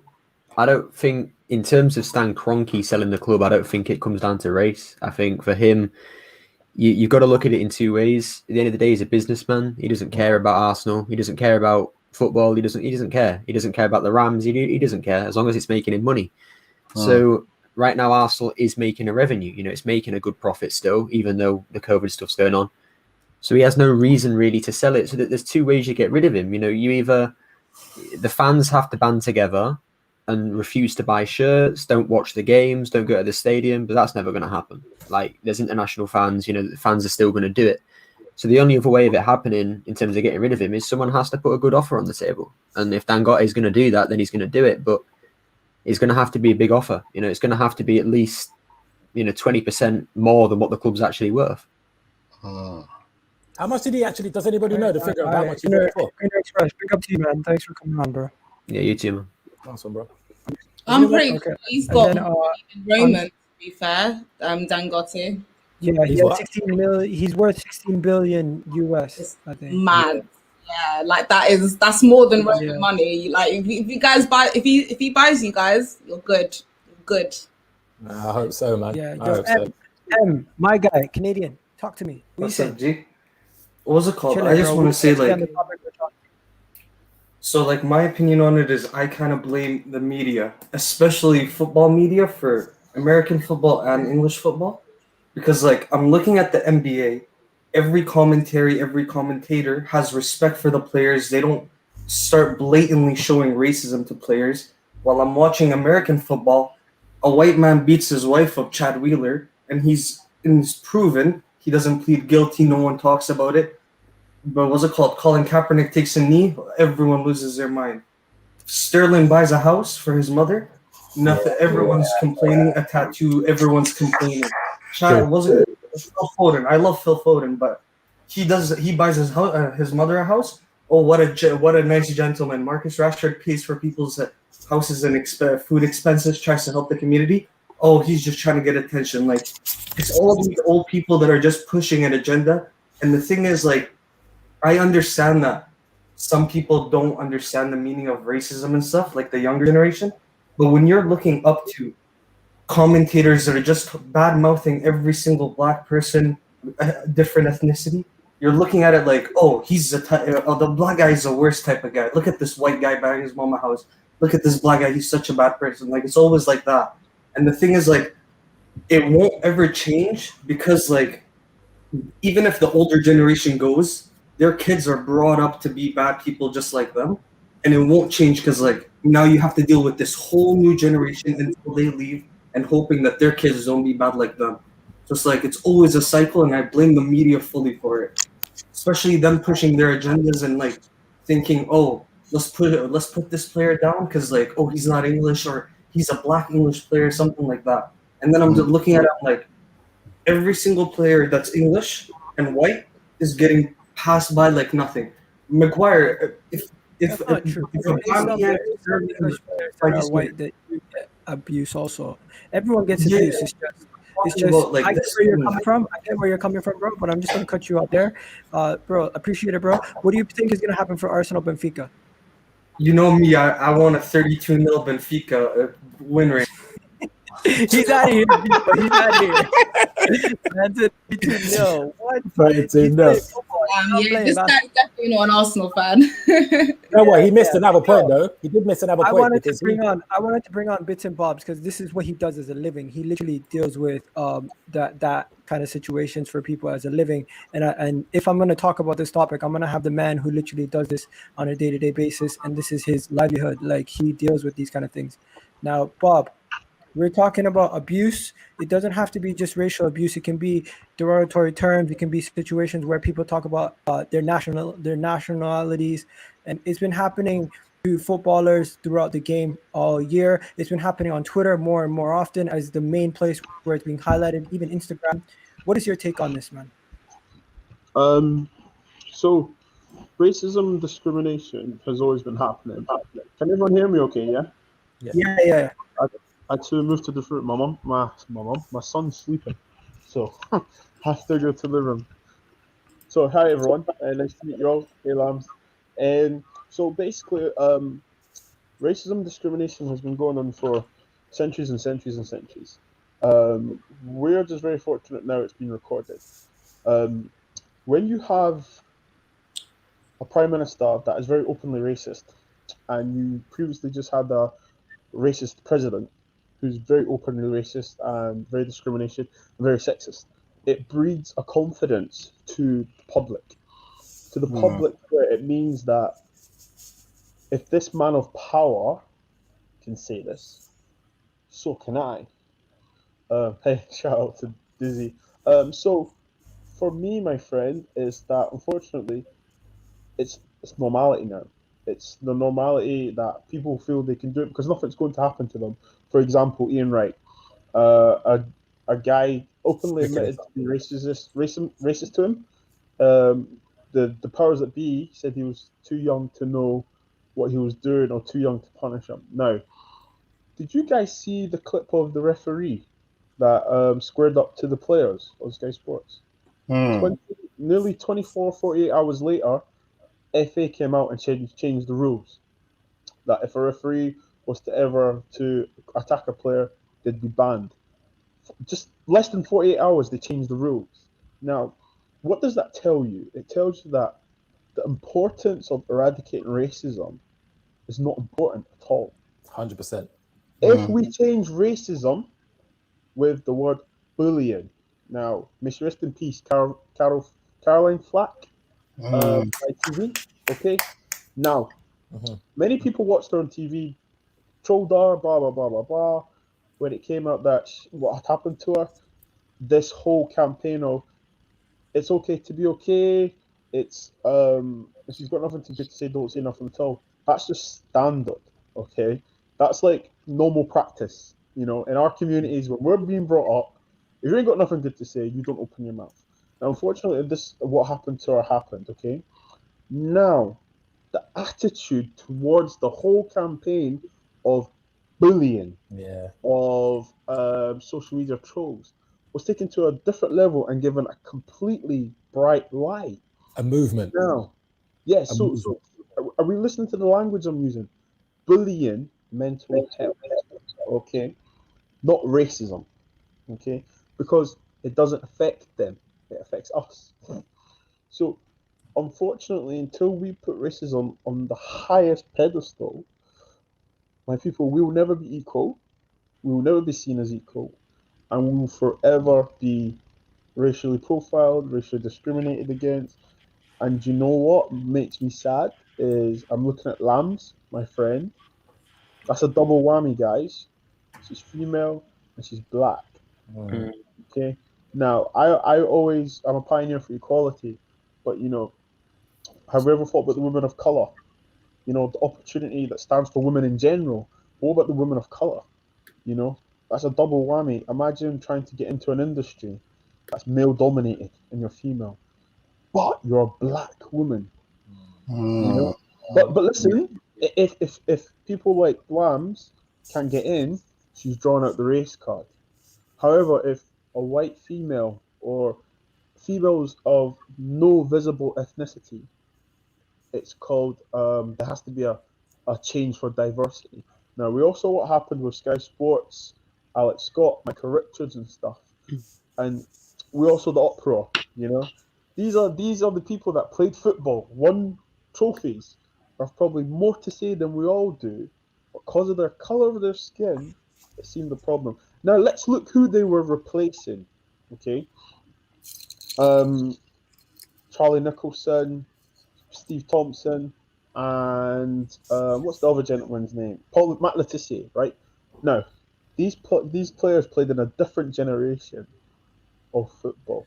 What happens with fashion, with movements? You catch up with the times.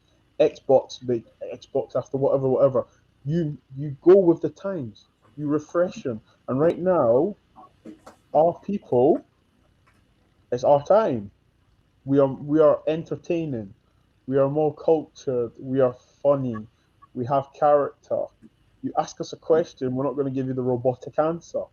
You know, and also if you think, my opinion, but Alex Scott's probably one of the best pundits right now, actually, to And be Richards. honest. Michael Richards and Roy And Keane. Richards as well. Michael Richards as well. Roy Yeah, Keane, yeah. that combo. Do you know what? I'm not being funny, but I dare say the Irish people back in the day and still to this day are still racially profiled. And Yo, you don't how realize it when it's ironic- happening to you, Bobs. 1 second. Yeah, We pardon? don't realize it when it's happening to us sometimes because Prime didn't realize it when it happened to him. I didn't even realize when somebody said to me the other day, Wax, I'm going to force feed you bacon. I didn't even realize what he said until I took it in like a couple days later. Like when people say things, sometimes as a person who it's happening to, you don't even realize it. Sometimes it takes somebody else to clock it because it's like it's so deep that you don't think it could happen to you. Yeah, so You know, and unfortunate, you know, the way I'm going to answer is that you know, when we're growing up, Show, Wax, Lambs, Sam, you're a bit young. That the talk now, when you go to school, you may look different compared to people. So we are taught to be on the defense from day one, okay, from the get go. People are told go out, have fun.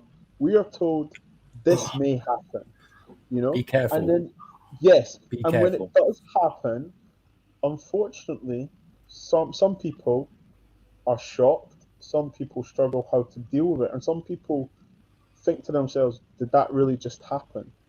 And the sad part is that we have to act with humility. We have to be seen as the calm one, although even though we are the victim. You have to walk away. If we dare say something back, we are the aggressor. We are the problem. And when we do walk away, we are told, "Oh, you handled that brilliantly." In the same breath, how can you tell me I handled being racially profiled brilliantly? Because I didn't cause a storm or a problem for you to deal with. And this is what I'm saying about with the Prime situation. You know, listen, you all see me. I cried when that happened. It hurt me. Do you know why it hurt me? Because I watched a little brother be racially profiled, and he didn't know what to do, and there was no one there to help him. You know, to like, even if we get into fights, guys, you know, the big brother say, "Listen, just let's just go."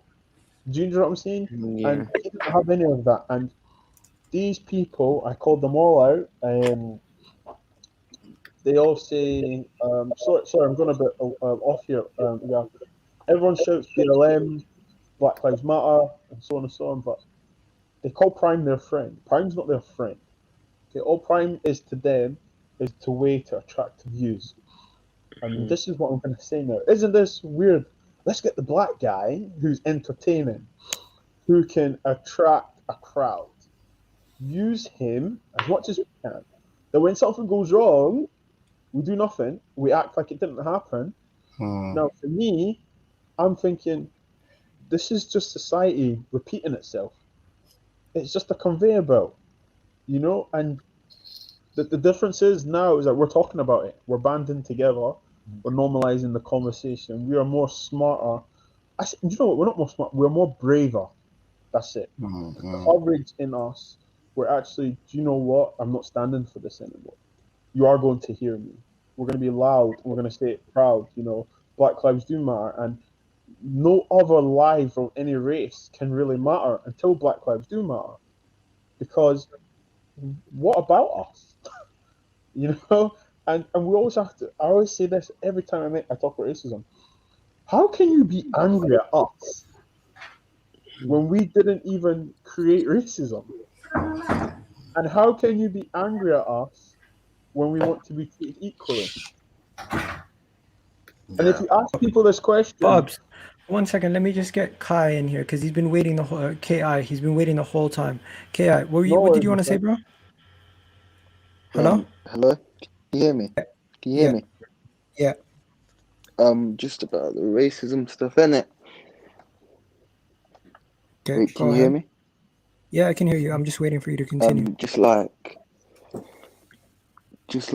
well, I've got like a view on it. Like, even the mainstream media, like, they're racist as well. Like, do you think like they really want like black people on there? Obviously, they like If you get what I mean, like it's like they've always been forced to do it, like to get a black woman on there to get them tokens and bonus points. If you get what I mean. So yeah, and also I just don't get how people can be racist when like everything comes from everywhere. Do you get what I mean? Literally. It's not even that, Yeah, man. that's It's, what I to say. me, you know what it is? To me, you know what it is? It's thank you, man. Thank you. I appreciate it. To me, you know what it is, guys? It's why do you have to say when you're cussing somebody, why do you have to add the extra word just to cuss them? Why do you have to even cuss them in the first place? Why do you have to go as far as doing stuff like that? Like Samuel, I know you're a lot younger than all of us. Did you want something to say on this before, or do you want me to go back? I just want to go on to the Prime thing, which was if that was bits and bobs instead of Prime, he wouldn't dare say that. Because what these racists do, they pick on the most vulnerable. That's what they do. They pick on the young, and they pick on the old, people who are defenseless. That's what they did. If bits and because he knew Prime doesn't like to fight, because Prime is the nicest person, literally, on this community. He's the calmest person. He tries to get along with everyone. No confrontation. Yeah, he doesn't want any confrontation, and he went for Prime because he knew it was an easy target. I guarantee you, if Wax was, instead of Prime was Wax, Bobs or Lambs or Egal or Stroll, he would not say that. And this is what I hate about the question. Let me ask you a question, Samuel. When you hear Wax, when you hear Bits and Bobs, Stroll, when you guys hear proper Chelsea fan, proper Manchester United fan, proper Arsenal fan, what does that mean for you? Because to me, that connotation, as somebody who grew up outside of the country, that means, based on what you're saying, it means, if I'm not English, I'm not a proper Arsenal fan. If I'm not from North London, I'm not a proper Arsenal fan. You know, the thing is, Egal, these Arsenal was Man United, the best ever players to play for the clubs were black. If you go on with Dwight York, he's from Trinidad and Tobago. He's one of the best players. Ian Wright, he's originally from Jamaica. One of the best people. He's from Central Republic.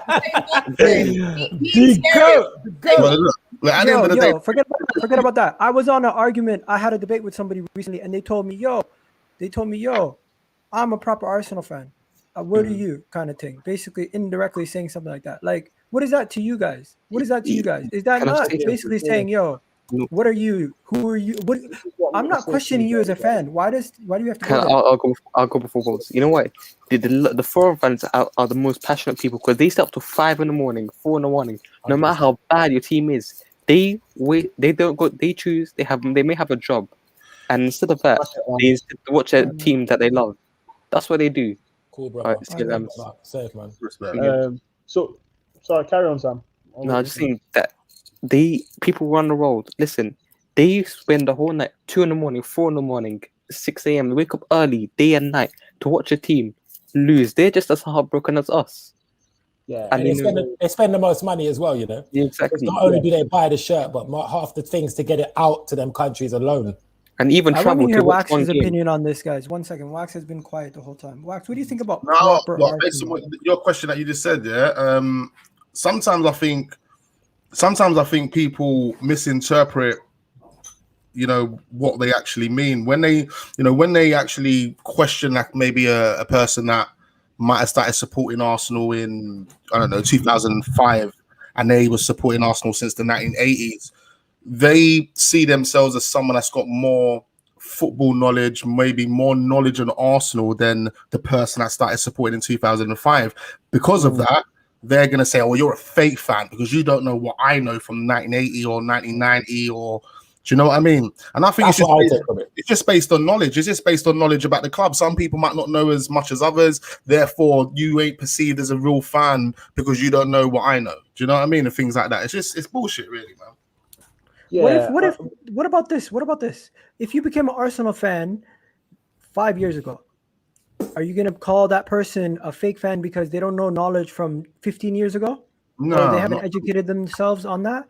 Like, no, I'm not saying, I'm not talking about myself. I've been an Arsenal fan basically my whole entire life, but I don't know as much as some of you guys that have grown and been entrenched in all the memories. For God's sakes, I didn't realize all the old games are on TV every single night on Sky Sports until I moved here. Because for me, I see the games, I see the highlights from all the games, and I'm done. I never knew what match of the day was until I moved here.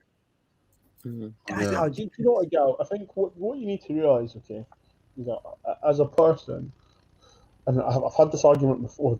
Let's not say argument. This debate before, and about someone says, "Well, you're not a real Man United fan. You live in Scotland." Okay, so I said something else. Let's break it down. When Man United play, I watch the match. If I can get tickets, I'll go. I'll travel. When they came to Scotland and played Rangers, I went to the game. Now, I watch every single game. I watch every single interview. I'm a football fanatic. Now, why do you think, because you go to the games, that you are more wiser or and more you fan? have response? Yeah. And when you, what I say to you guys as brothers is this: when someone tries to question you, they don't know you from Adam. My response is just to smile at them and say, "Have a good day," because you are not coming up here to say, you are not coming up against me to be like, I'm better than you. Well, good for you. If that's what you need to believe to have a successful, positive day, go about your business. We all need to remember the same thing, guys. Our club has millions and millions of fans.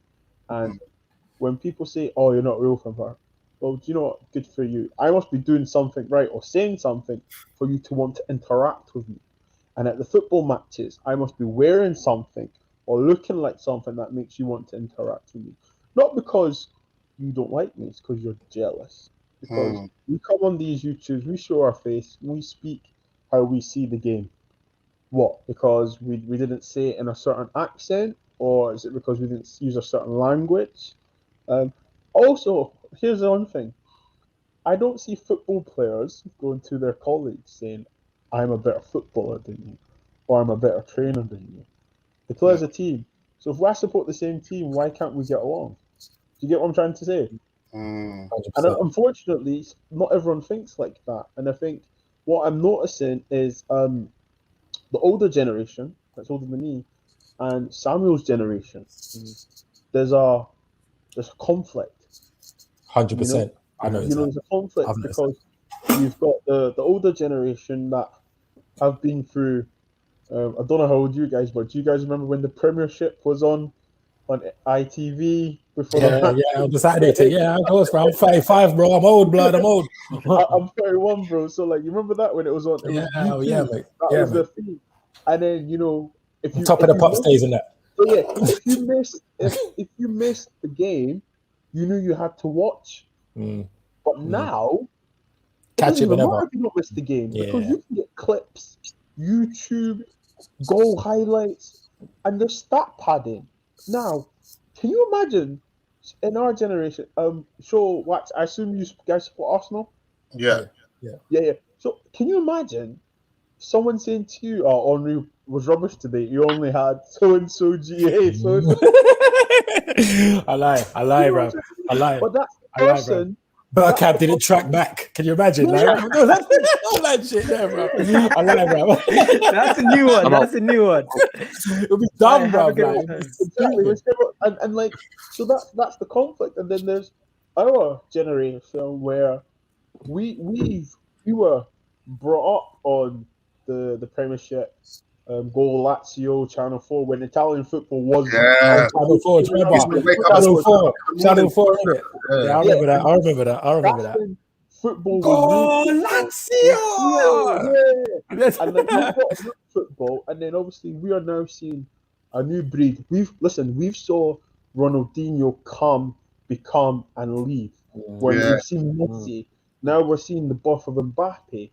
But these generations, Samuel generation, it's just seeing Mbappe, and they're saying, "Oh, Mbappe's done it," and then it makes you think and you're questioning my knowledge of football, but you're telling me Mbappe. Do you know what I'm trying to say? So I think social media has ruined it. Sky have ruined it because could you imagine watching football back in the day, and then even if you missed it, you can go on your phone, and the goal will be there. You don't. Some people, I honestly genuinely believe that a lot of people don't watch football matches anymore. 100% highlights. Yeah, 100%. Don't watch football matches anymore. And I think to myself, because of these apps and these replays, you just have to do that, and you'll get it. And now they'll look for stats. Now I can't believe I seen a man do a match review, bits and bobs, on Arsenal. He did not watch the game. He just watched the highlights.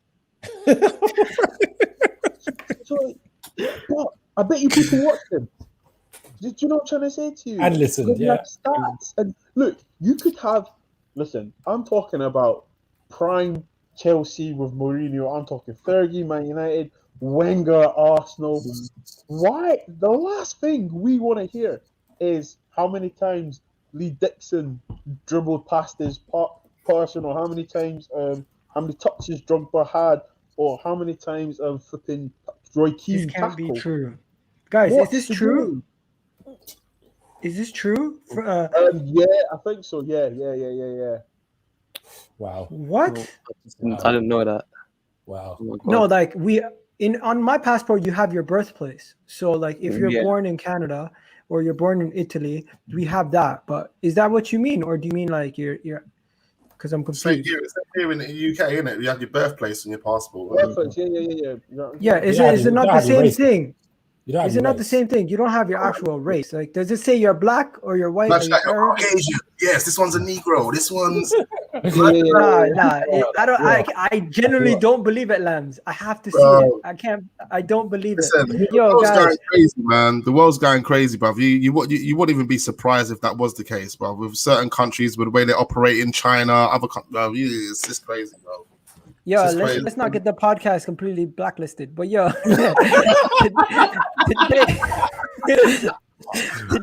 today we dove in deep. You know what I'm gonna do? I'm gonna clip this up, the whole 45 minutes that we were talking about, just the issues in football and social media and race and everything. I'm gonna make it another video and I'm gonna release it tomorrow morning 9 a.m.